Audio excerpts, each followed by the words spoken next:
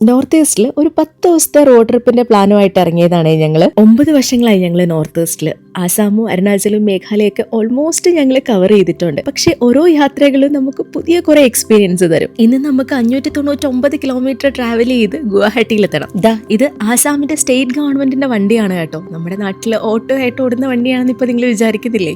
ജോർഹട്ട് കഴിഞ്ഞപ്പോൾ ഉച്ചയ്ക്ക് ലഞ്ച് കഴിക്കാനായിട്ട് ഒരു ബ്രേക്ക് എടുത്തു. ഏകദേശം ഒരു 300 കിലോമീറ്റർ ട്രാവൽ ചെയ്തിട്ടുണ്ട്.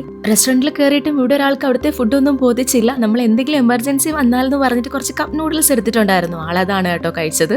നമ്മൾ പോകുന്ന വഴിക്ക് ഒരു 80-90 കിലോമീറ്ററോളം നമ്മൾ കാസിരംഗയുടെ ബഫർ സോൺ വഴിയാണ് കേട്ടോ പോയത്. ആനിമൽ ക്രോസിംഗ് സോൺ ആയിരുന്നു. ഇപ്പൊ കണ്ടതൊന്നും കാട്ടാനകളല്ല, കാസിരംഗയിൽ എലിഫന്റ് റൈഡിന് കൊണ്ടുപോകുന്ന ആനകളാണ് കേട്ടോ. പോകുന്ന വഴിക്ക് ഞങ്ങൾക്ക് വൈൽഡ് ബഫലോയും സാമ്പാർ ഡിയറിനെ ഒക്കെ സ്പോട്ട് ചെയ്യാനും കിട്ടി. കുറെ ആയിട്ട് വഴിയിൽ ചെറിയ ചെറിയ ചായക്കടകൾ കാണുന്നു. അപ്പൊ അങ്ങനെ ഒരു കടയിൽ നിർത്തി ചായയും പിന്നെ ആസാമിന്റെ പീഠയും കഴിച്ചു. പീഠ എന്ന് പറയുന്നത് ആസാമിലെ റൈസ് കേക്ക് ആണേ.